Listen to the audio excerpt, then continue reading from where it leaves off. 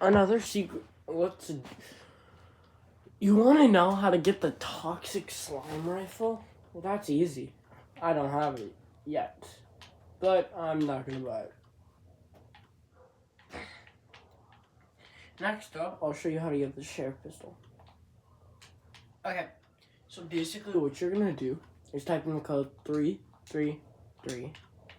Then you're gonna type in 0, 1. Okay, let's go.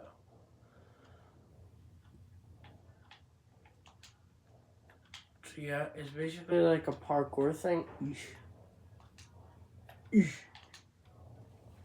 But yeah, so you have to complete the parkour in order to get the actual gun. So, yep.